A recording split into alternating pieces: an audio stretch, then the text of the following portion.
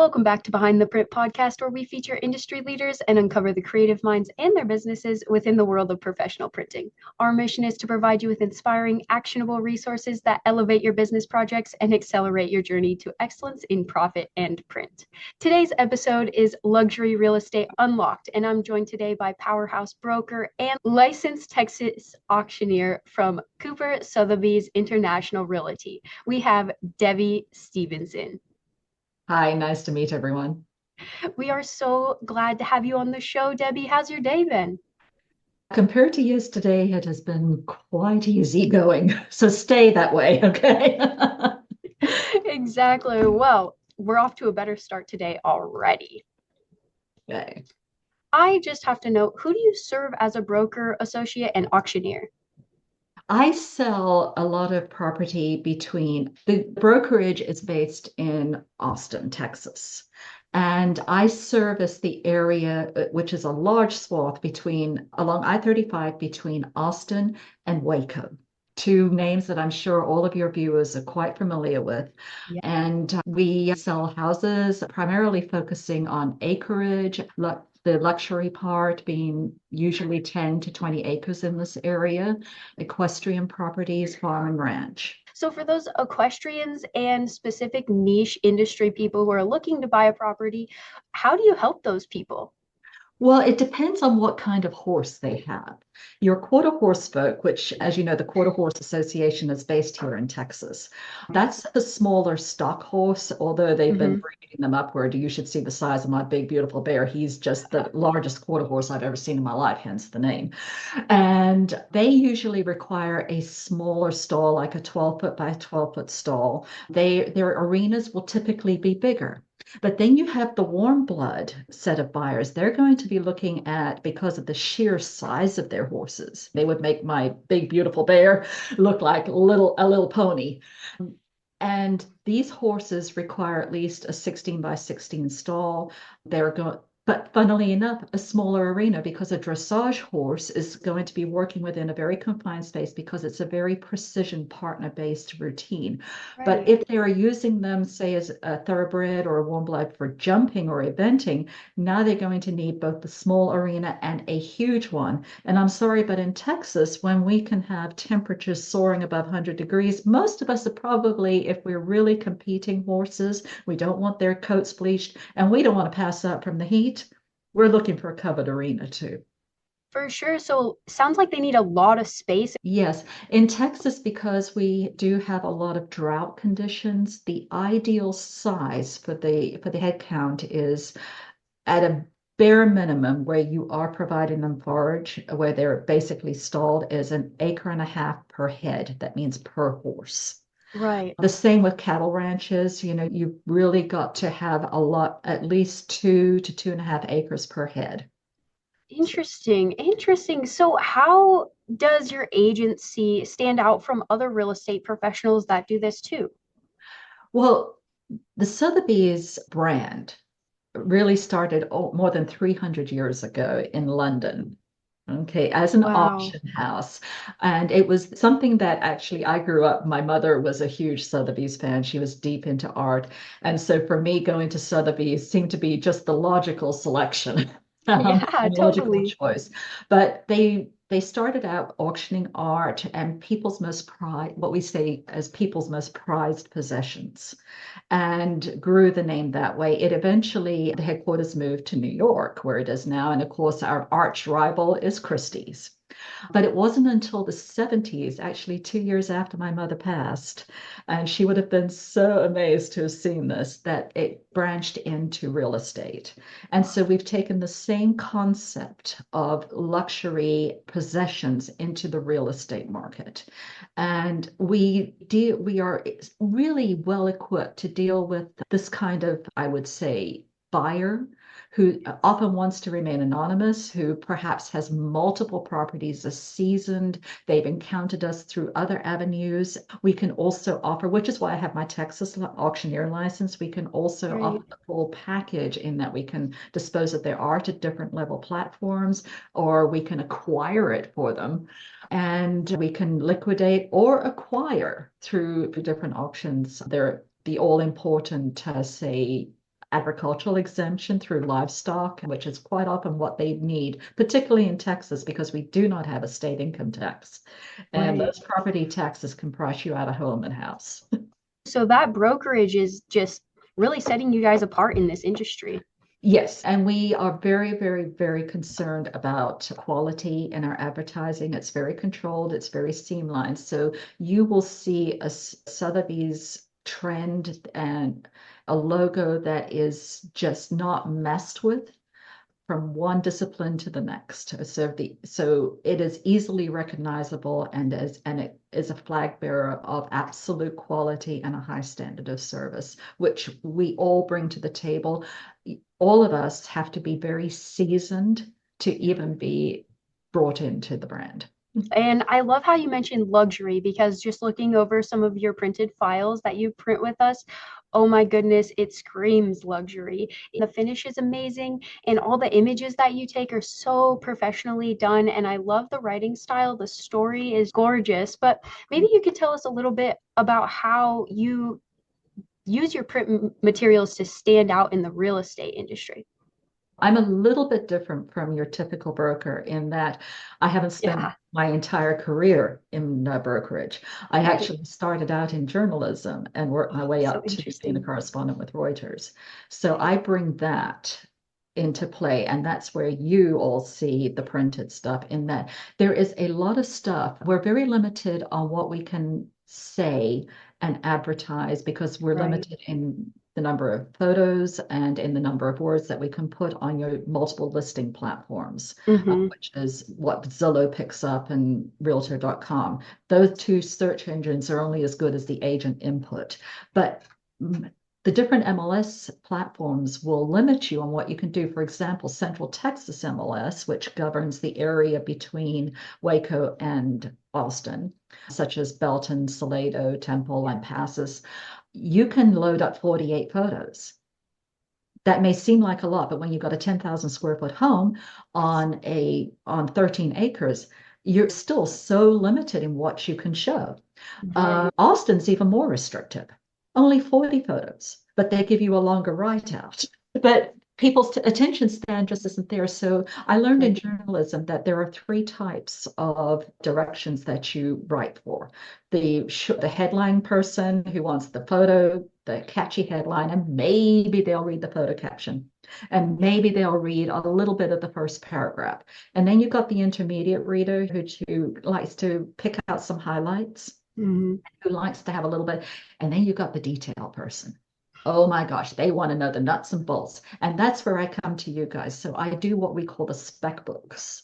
You have my bespoke home right now at 8536 Armstrong, shameless plug, guys, in Belton. And that is between the carriage house and the main house. The main house is almost 7,000 square feet. The carriage house is 3,000 square feet, and it's on 13 acres spanning the creek. And but it's got San Francisco Foundation engineering and posts, and it's got 23 geothermal wells that are heating the pool and the house. It's got two propane tanks, an 80 kilowatt Generac, which you have to have in Texas because our electricity, thanks to mother's mayhem tantrums, every year we go through heck.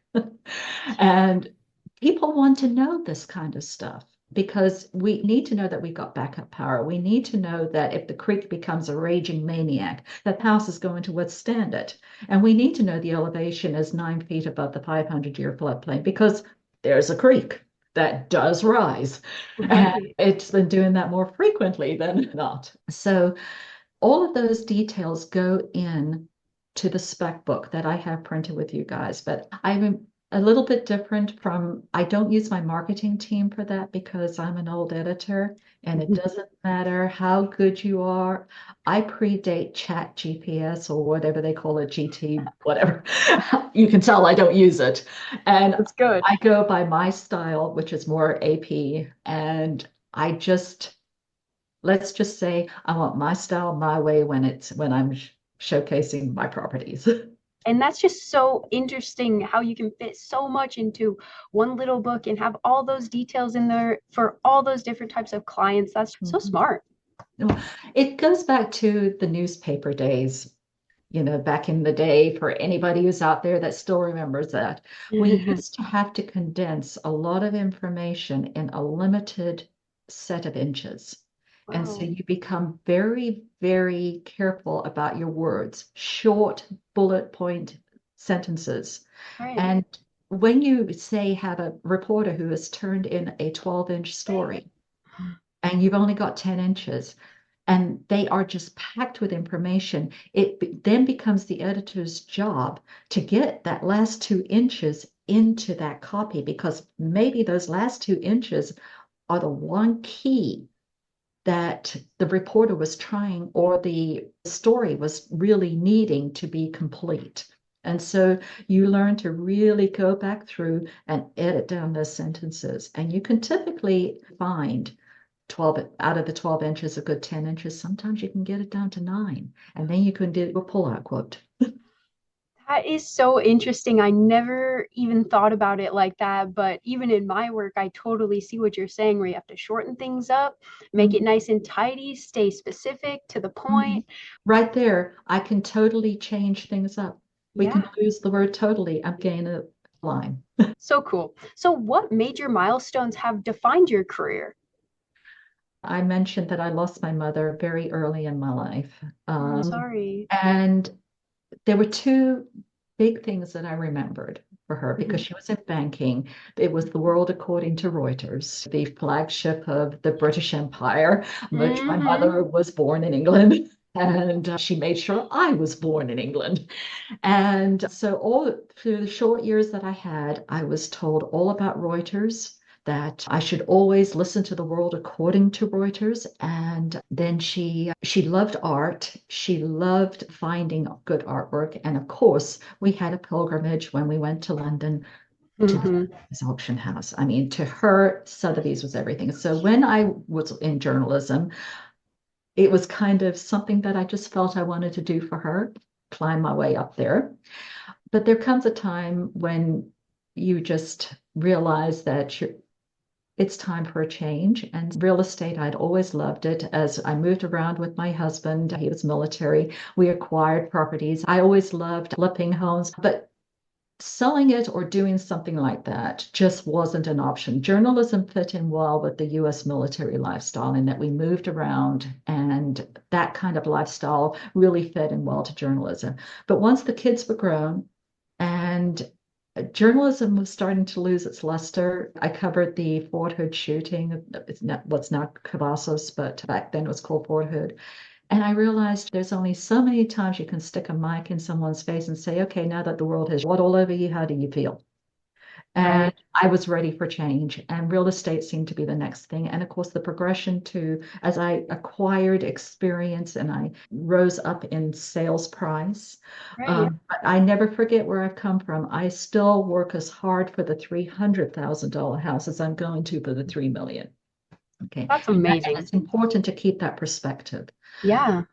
But there was still that little thing, like, she would be so thrilled if her one and only daughter, because I was the only child, got into Sotheby's on this side of the house. And so I was actually invited to co-list a property in, are you ready for this name? Ding Dong, Texas.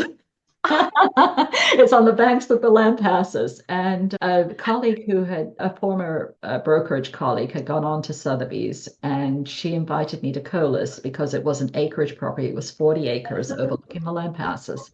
And I had more knowledge about that area than she did, and also about acreage properties. And the sales manager at the time, a good old West Texas lady, she passed a year ago, Mary Lou York.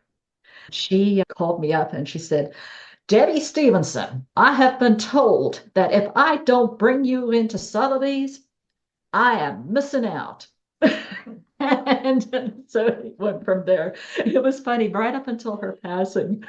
Every day, every week, if she hadn't heard from me, our conversations would go like this. Well, good morning, Debbie Stevenson. Well, good morning, Mary Lou York. And we would, continue on like that. But she really was a character, and she really made me feel welcome into the Sotheby's family. And there's just been no looking back since then.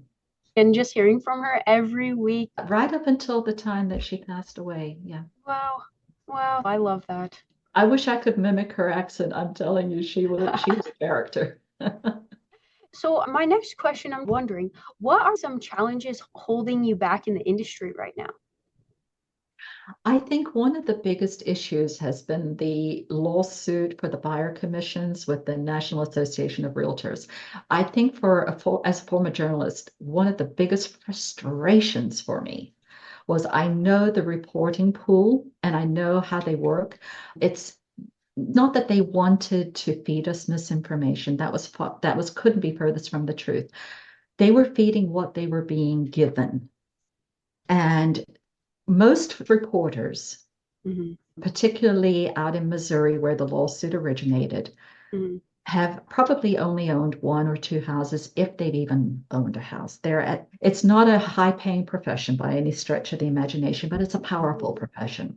Right. But if you are reporting on something you really don't know about, you're going to defer to the experts. And if the only experts who are talking are the plaintiff's attorneys, well, of course, you're getting that side of the story. For Exactly. some inexplicable reason, the National Association of Realtors, who was supposed to represent her, was just paralyzed. They didn't do any of the talking.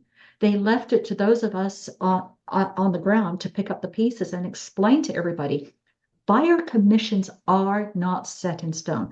No commission has ever been set in stone. But so where did this 3 and 6% come up? It's Right. simple.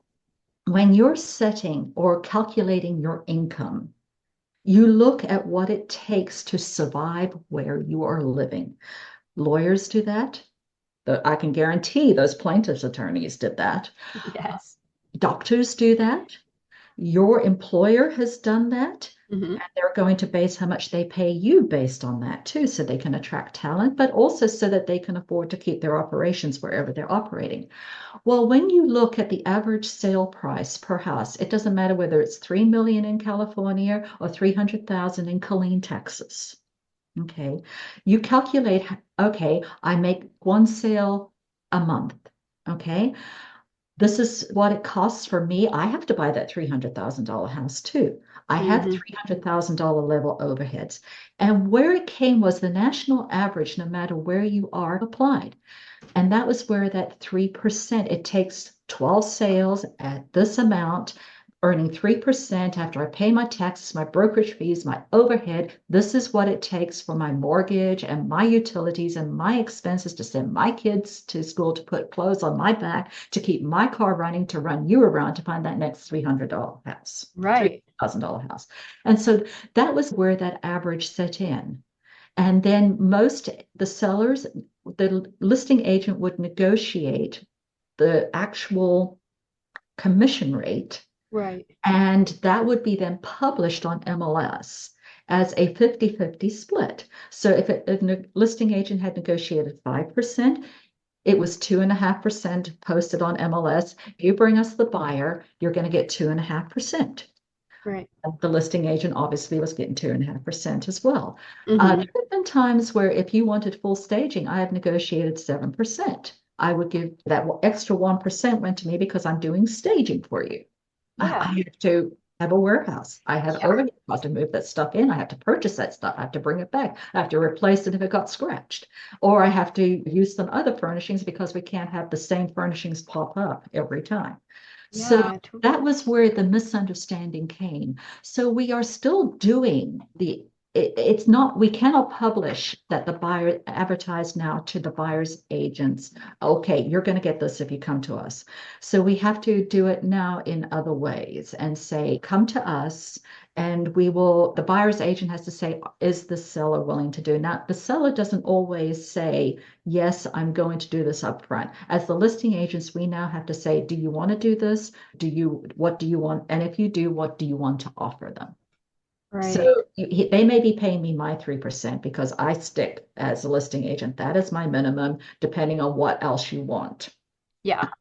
And I call it a fee. I don't call it a commission. But sometimes for other people, because it's still a negotiated item, I will still say, you know what, you're a repeat client. I'm going to give you a discount. Or this is going to be such a quick sale. Let's just go ahead and lower it. And sometimes if the costs are more than we envisioned, I will say, look, I'll knock some off of mine.